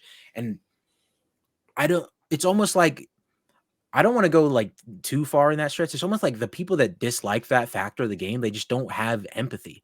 And it is wild the amount of people that came out so absolutely pissed off because of all those factors. And it's like, yo, the lack of empathy is crazy. And now one of my favorite things is to say, like, if you come out of that game just watching it or playing it and you say that the entire theme of it was just revenge equals bad, you're I can immediately understand your level of comprehension skills and media literacy in Mm-hmm. all at once. And it's so telling. It's insane. I don't know. I love that game so much, man. Yeah. Yeah, I've seen a lot of people posting a clip of like how they hated Ellie when she put the knife up to that To Lev. yeah, Lev. when and like they showed like a compilation of reactions to where they're like, Ellie, no, like come on. Yeah. And it's beautiful because it shows just how far she's gone. And you're like, Ellie, this isn't you. Like, what are you Yeah. doing? All to get revenge, on Abby. All you're gonna take it this far. And um a lot of people were like, yeah, but she was just doing that because she wanted to see Abby dead, and she was just showing Abby how far she'd go. And it's like, it doesn't matter, dude. Like at that point, she's already too far gone. Like there's no reason she should be doing that anyways. And look what it's got her. No Dina, no fingers, no kid. Like, No fingers. yeah. And I was always like, man, you know what? I hate not and again, it's like, man, the ending just left me with so much pain because dude, she can't even play the guitar now. She can't even play this song that Joel used to play for her. And it just left me with so much pain. And I even remember immediately after the game being like, you know what? That left me with just depressed. That left me just so depressed. I got nothing from that. But obviously I matured and now it's something that I can really appreciate. And you know the same people that are sitting there being like, "Oh, Joel did nothing wrong. Abby should have died. Ellie should have killed Abby, and Joel should," are the same type of people that um, are like commenting about like Walter White. Walter didn't do anything wrong, or those same people with those same ideals. The whole, so he's not a Sigma for this, or Christian American Psycho Christian Bale is the best character. It's those same type of people that just can't think deeper than a 12-year-old figuring out what a man is supposed to be like for the first time. It's like they're not capable of thinking deeper than that. And I'm sounding all pretentious and shit here, but it's just like and it's also like the Skylar White thing in Breaking Bad, where people think that she was real annoying or that she was in the wrong most of the time. But then you're like, dude, Walt put her through some shit, dude. Yep. Yeah. But you're not capable of thinking through that. You're not capable of thinking to that level. And it's not hard. It's not hard to. You are just Empathy not first. capable of it. Yeah. And Yeah. so, I've learned to appreciate it a lot more. And even little scenes like that, like Ellie holding a knife to Lev, it's like, dog. And most people, and maybe even me back then, was like, oh, hell yeah, do it. Fuck Abby, do it, bro. Go for it. Who cares? Looking back now, you're like, Ellie, what are you doing, bro? Like, you're too far gone at this point. And that's what I like about it. Like it makes you if you do have the mental capacity to think about that. And if you look back and like you can realize certain things that make more sense to you And emotionally. what sucks is most people don't, dude. Those same type of people. I get you if you're on TikTok, if you're on YouTube Shorts, or if you're just on YouTube, go somewhere, and if you come across a The Last of Us edit, or someone talking about Joel in The Last of Us or something like that, just go through the comments a little bit and you'll find somebody. You'll see somebody in there. Like, yes, I love Joel. Yes, I'd say I'm a Joel apologist, but I would never go as far as being like, Joel didn't deserve that shit, bro. Like Abby or Ellie should have got it back in blood and killed Abby. Like, I'll never do nothing like that. But there are people out there that will sit there in the comments and go to bat for Joel, go to bat for people like Walter White. And you look at their profile picture and it's fucking Christian Bale from American Psycho. And it's like, oh my God, dude. It's like some brain dead 16-year-old. But there are people like that out there. And I challenge you to find one next time you come across The Last of Us edit. It's gonna be there. It's gonna be there. To jump into episode 3 a little bit, to further the thought that I was having before, I think they're gonna build up Bill and Frank's relationship really, really well in this show. Oh yeah. In this episode, I think they're gonna hit all the right notes for it all, and then by the end, I don't think we're gonna lose Bill. Obviously, I mean maybe they you know twist it up and actually kill off Bill, but I think we're gonna lose Frank, and then Bill is gonna be entirely torn up about it. But also, there is that shot of I think in the rain, Bill looks like he's hit pretty bad, and then Frank has to go help him up and walk back to wherever they or I don't know, hiding out or something like that. And so maybe Bill does get killed off. I don't know. It's a yeah. peculiar thing. I'm watching it right now. First off, I love no, this is not an Arby's. And he's like, Arby's didn't have free lunch. He's like, it's a restaurant. It's like, it was so weird because I was like, oh, that's funny, like a little like jokey crack there. You know, we haven't seen something like that crazy here in the past couple episodes. But yeah, we have a whole bunch of flashback scenes with Joel and Bill and everything, and talking about, he says call Joel, as if he still owes him some favors, and a very few shots of Ellie, which makes me think that maybe this could be mainly flashback with Bill and Frank, and maybe that's what people are sobbing so hard at, is maybe Frank, like, inevitably taking his own life because Bill is the way he is and the way he has been with the post-apocalyptic stuff. And we'll actually get to see that and explore that. And then that'll either be the first chunk of the episode or the last chunk, and then depending on where it's at, the last chunk or the first chunk will be like kind of Joel and Ellie arriving there at Bill and Frank's, and having everything play out the way it did, and then get in the car and taking off. And then hopefully we end the show or the episode. I'm fucking praying that we at least get this next week. If we don't, I'm gonna have to wait another week. Yeah. The whole country's like, how does he walk around with that thing? Like, the pages are all stuck together.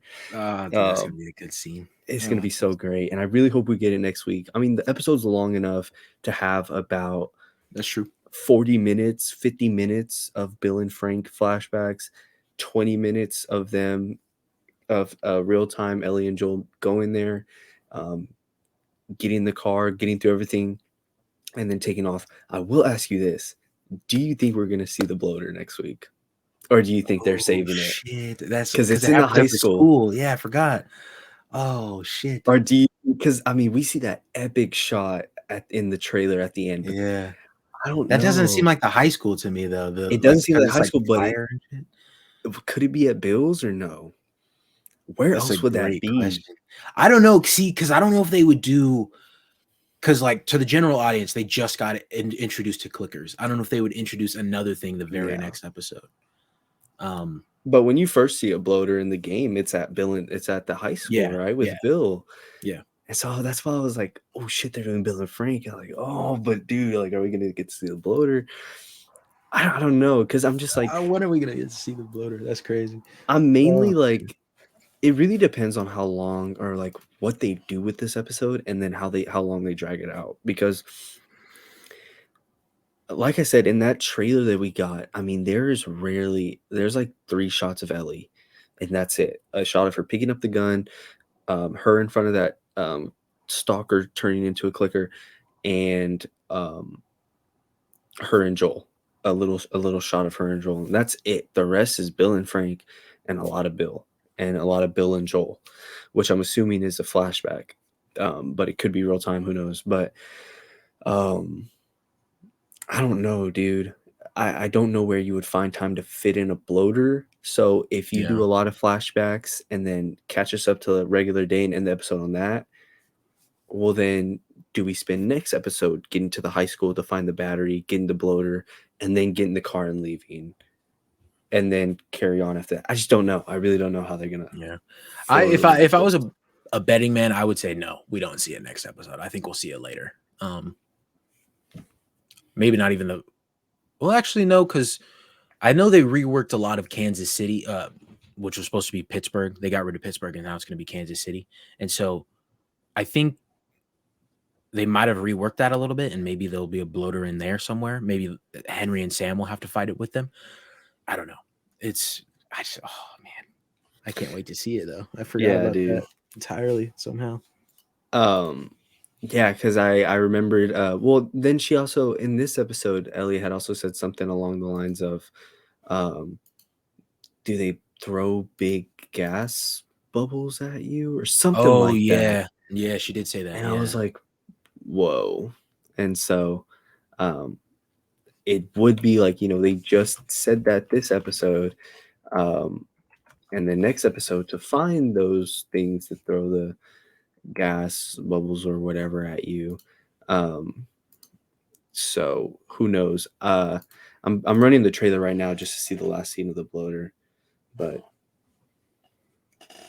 Because I think it's like surrounded in fire or something, if I remember correctly. yeah, let me share my screen right now, um, and we can kind of go through this together. Okay, can you see it? Yes, sir. All right. And there's a bunch of other infected. Does that look like Bill and Frank's though? Well, I think there is a fire in Bill and. Hold on, let me watch the teaser of Bill and Frank. Because on the trailer there is a fire, and it's by it's the Raiders. I think they're called, um, and they're being torched alive. Oh yeah. There's also a fire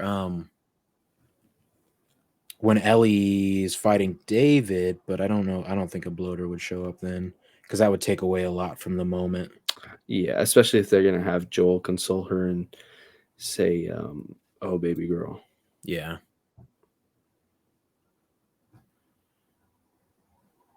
Later there'll be Raiders come at night, quiet. Oh, okay. The fire I was talking about with Bill and Frank is a bunch of traps. Yeah. You don't think any of that looks like this though? No, I don't What think is so. what is this right here though? What is this stuff behind? Like, It's definitely it looks like a structure of some kind on fire, but and like, where are they coming out of? That's my biggest thing. oh, maybe yeah, whatever is on fire, they might be coming out of. Like they were all held up in there. That would make sense too, because like a bloater being trapped in one spot for years and years and years. So, Damn, it looks so fucking good, dude. dude, it does. Oh my god. Oh my god, dude, fucking a. I can't wait, dude. And so yeah, just something to think about, something to keep in mind that we may or may not get to see a bloater next episode. I doubt it, but yeah. At some point, Either way, I'm very excited for next week's episode, dude. Hearing yeah. a lot of good things.